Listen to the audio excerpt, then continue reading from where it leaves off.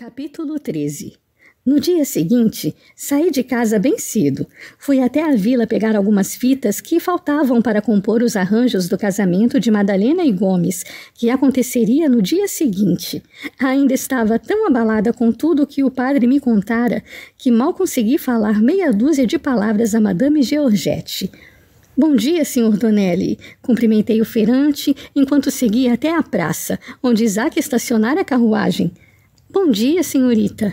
Contornei a barraca e não vi que alguém passava atrás dela. A colisão produziu um uf e um grunhido agudo. Eu me desequilibrei. Braços fortes rodearam minha cintura, ao passo que uma sombra preta passava rente a minhas saias e desaparecia sob a banca.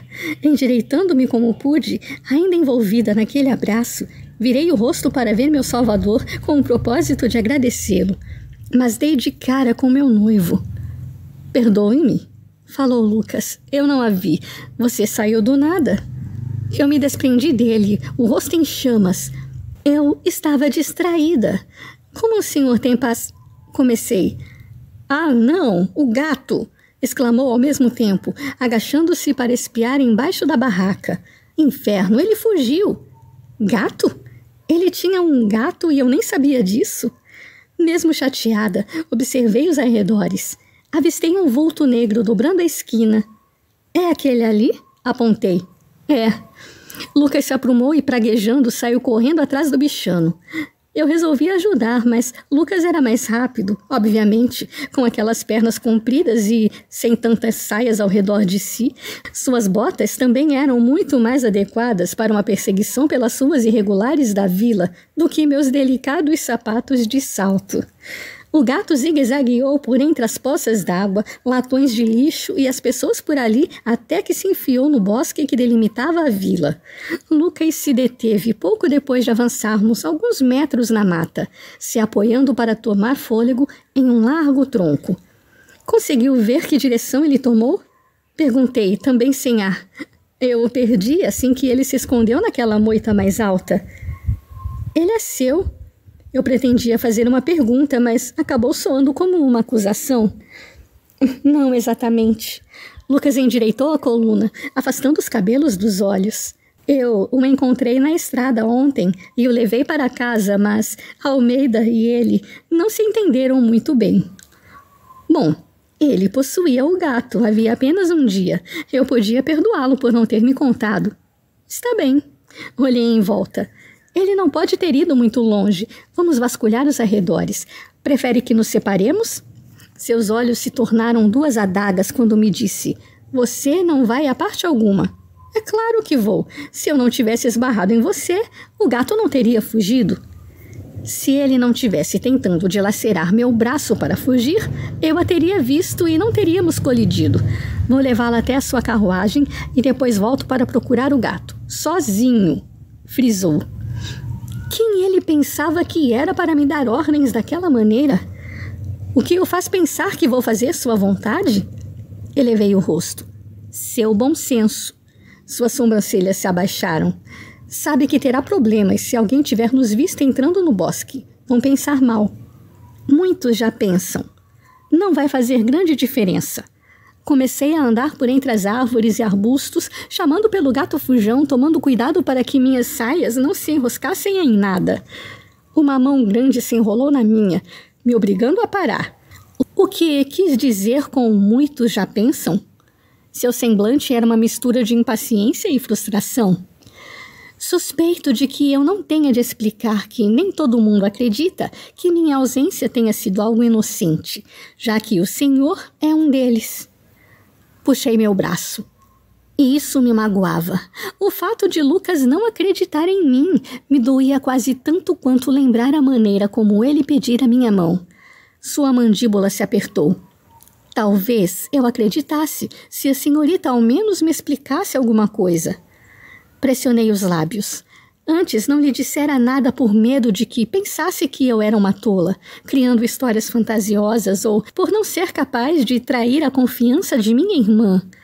Isso ainda me atormentava, mas agora eu sabia que era muito mais complexo que isso.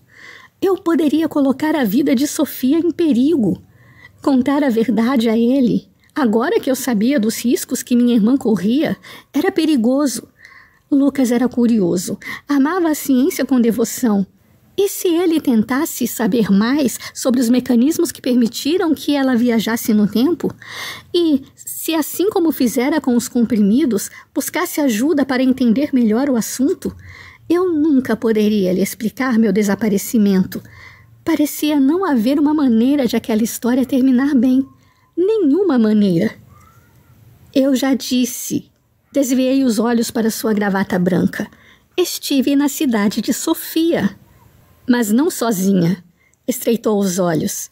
Mas alguém esteve lá com você, além de seu irmão e sua cunhada, não é? Voltei a andar, espiando aqui e ali à procura do gato preto. Você realmente me surpreende. Mas o que eu quis dizer foi: você realmente me machuca. Eu esperava ouvir esse tipo de suspeita de outras pessoas, mas não de você. Não depois de todo o tempo em que nos conhecemos e nos correspondemos. Em 2 passadas largas, ele estava diante de mim, o nariz a centímetros de minha testa. Posso dizer o mesmo. Não esperava nenhuma das atitudes que você vem tomando nos últimos tempos. Estou tentando fazer o melhor que posso para manter o que restou do meu bom nome. Eu me encolhi desamparada. Ele cruzou os braços, fazendo seus ombros se distenderem sob o longo paletó marrom. Eu teria gostado muito de admirá-los um pouco mais, mas fui distraída pelo pulsar de uma veia em sua testa. E foi para manter o seu bom nome que ontem passou quase 1/4 de hora conversando com aquele cara de fuinha do Elias Praxedes no baile dos Andrada? Como sabe disso? Já devia saber que as notícias correm. O que tanto falavam? Sua suspeita fez algo dentro de mim borbulhar. De um jeito nada bom. Bem, se quer mesmo saber... Elevei o rosto para encará-lo. O Sr. Praxedes me pediu em casamento. O quê? Sua voz se manteve baixa, sem qualquer emoção, mas seu rosto foi nublado por uma sombra escura. Ele me pediu a mão, de maneira muito pouco cavalheiresca, devo ressaltar. Me disse coisas que, tenho certeza, há alguns meses não se atreveria. E isso tudo é culpa sua. O que ele... Minha culpa? Indagou, descrente.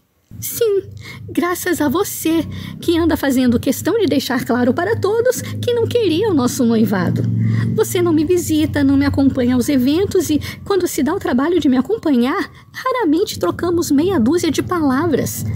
Com o maxilar trincado, ele me encarou por um longo tempo, a raiva cintilando em seus olhos e naquele encrespado entre as sobrancelhas. Quais foram as palavras exatas de Praxedes? Grunhiu entre dentes. Bufei, retomando o passo. Ele ouviu uma palavra do que eu disse? Lucas veio atrás quando não respondi. Suas botas produziam estalos ao esmagar pequenos gravetos e folhas secas. O que foi que ele disse, senhorita? O senhor Praxedes pensou que meu dote houvesse aumentado, já que eu caí em desgraça... Contei, seguindo em frente, de modo que passei a lhe interessar bastante.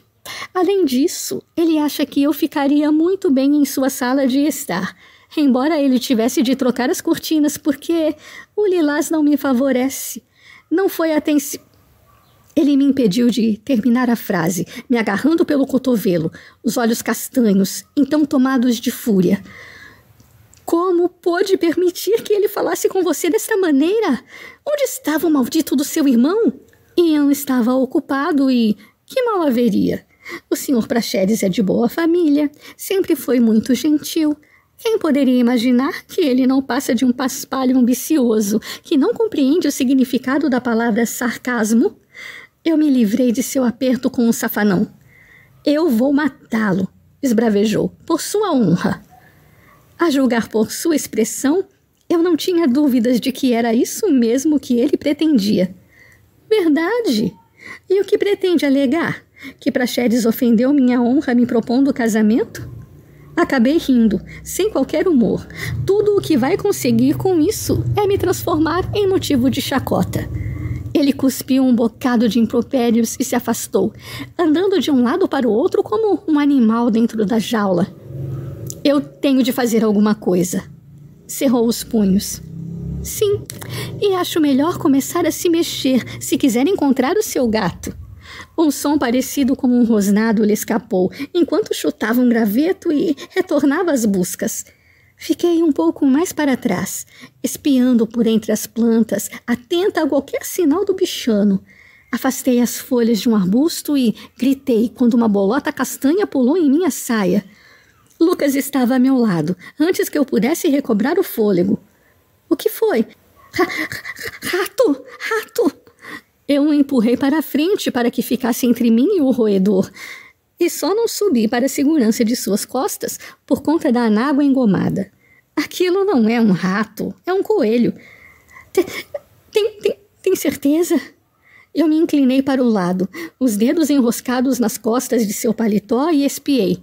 A bolota marrom saltitou até o outro arbusto. Suspirando de alívio, soltei as roupas. Ele está tão assustado com você quanto você com ele. A voz de Lucas soou menos azeda. E é realmente irônico, já que ambos são inofensivos. O gato deve ter uma opinião diferente, já que eu quase o matei esmagado. Deve ser por isso que fugiu. Está assustado. Estou certo de que ele conseguiu pressentir minhas intenções. Ele fez suas necessidades dentro da maleta do Dr. Almeida. Quando foi apanhar um instrumento, ele apertou os lábios como que para deter o riso, mas seus ombros sacudiram de leve. Enfim, Alberto quase estrangulou o bichano. E só desistiu porque eu prometi me livrar dele.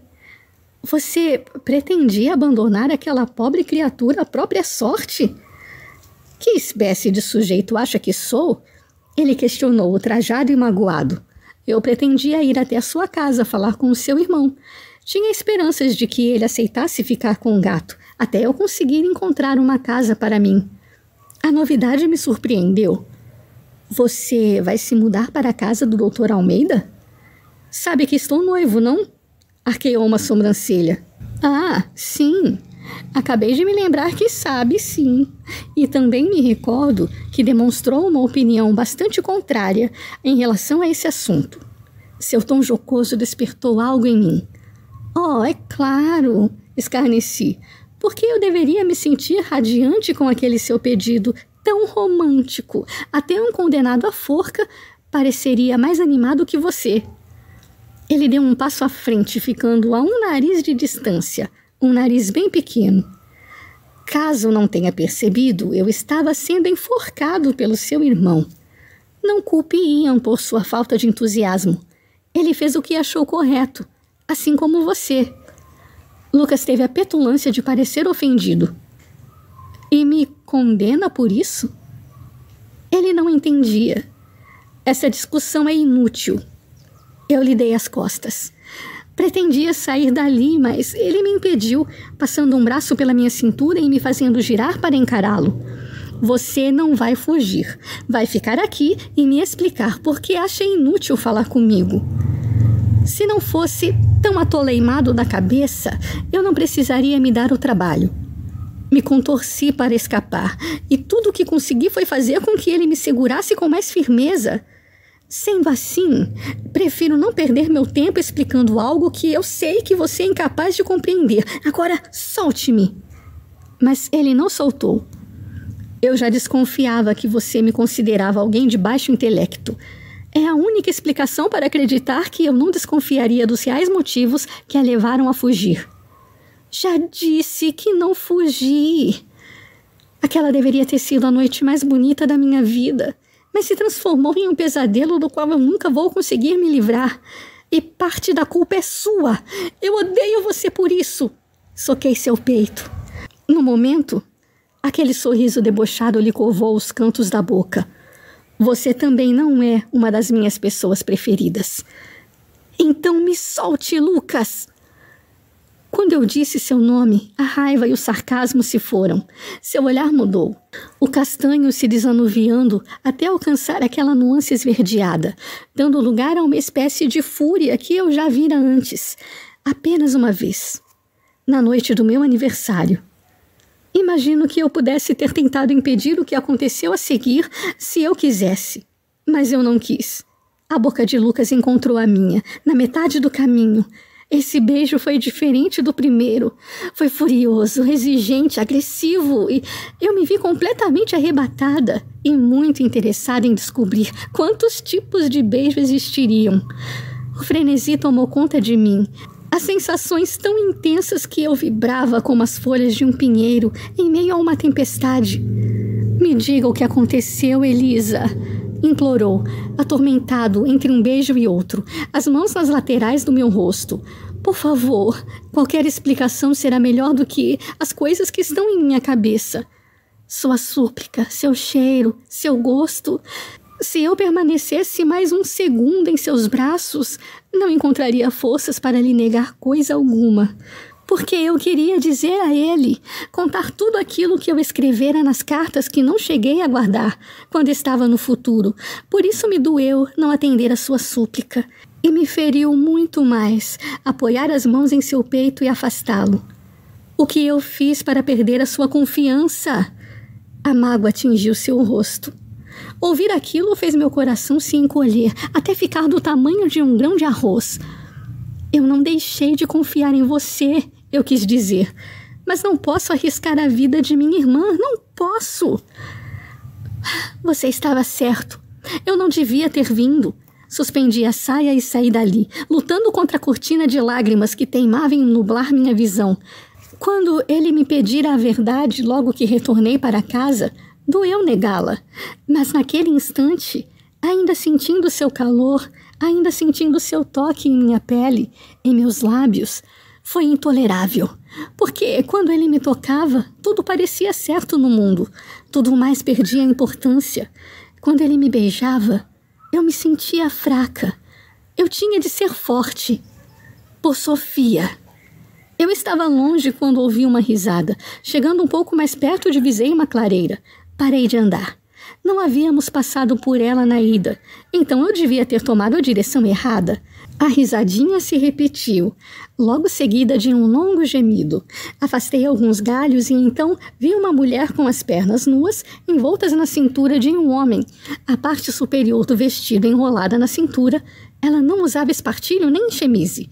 A mulher cravou as unhas nas costas do rapaz moreno. Ele pareceu gostar disso e abaixou a cabeça para lhe beijar o pescoço, enquanto sua mão lhe cobria um dos seios e seus quadris se movimentavam em um ritmo cadenciado e preciso. Outro gemido longo ressoou pela clareira. O rosto dela ficou visível. Miranda! Mas o homem não era o Sr. Albuquerque. Graças aos céus, imaginar o pai de Valentina seminu me causava um revolver no estômago. Uma mão encobriu minha boca. Vamos sair daqui. A voz macia de Lucas sussurrou em meu ouvido. Enquanto caminhávamos para longe dali, tentei apagar da mente a cena que tinha acabado de presenciar. Mas estava tendo dificuldade. Sofia me explicara tudo sobre fazer amor, ou eu achava que tinha explicado. Mas as imagens que eu criara em minha mente não eram nem um pouco parecidas com o que eu acabara de ver. Não era tão suado e audível e... Realmente, se podia fazer em pé? Quando já estávamos longe o suficiente, Lucas parou. O que diabos você estava pensando? Ele me olhou atravessado. Se eles tivessem te visto espiando... Eu não estava espiando. Meu rosto pegou fogo. Estava tentando voltar para a vila. Pelo caminho que seguia, iria parar na casa dos Romanov. A vila fica para lá. Indicou com a cabeça antes de se baixar perto de uma planta repleta de minúsculas flores amarelas e colher algumas. O que está fazendo? Arrumando uma desculpa convincente para sua pequena aventura no bosque. Ele juntou os talos, arrumando-os em um buquê. Se alguém perguntar, diga que eu recomendei chá de mostarda para sua indisposição estomacal. Mas eu não estou com indisposição estomacal. Agora está.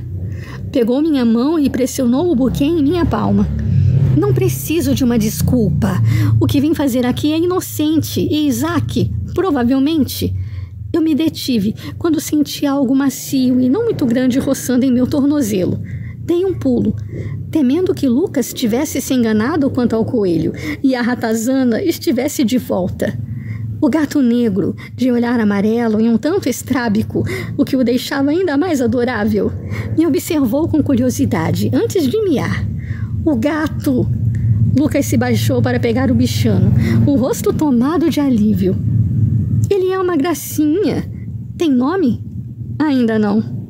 Lucas se aprumou, aninhando-o nos braços. Mas eu estava pensando em chamá-lo de Bartolomeu. Era o nome do meu professor de botânica. Ele também tinha os olhos meio desalinhados. Bartolomeu, eu gosto. Acariciei a cabeça peluda. Era como tocar um veludo quentinho. Portando-se como um perfeito cavalheiro, o gatinho se contorceu todo para lamber minha mão. Eu poderia ficar com ele. Lucas arqueou as sobrancelhas. Tem certeza? Sim. Ian não vai se importar. Sempre foi louco por animais. Faz muito tempo que não temos um bicho de estimação. A propriedade é grande o bastante para que Bartolomeu não se sinta entediado. Além do mais, eu tenho vontade de ter um gatinho. Ele é tão lindo e... Então, senti as bochechas esquentarem. Quero dizer, ele não seria meu. Eu apenas cuidaria dele para você. Lucas deu risada. Não. Tenho certeza de que ele estará melhor com você do que comigo. Eu mal fico em casa. Ele se sentiria abandonado. Verdade? Perguntei esperançosa. Sim, tenho certeza de que se tornarão grandes amigos. Ele passou o felino para mim, a ponta de seus dedos tocou meu pulso.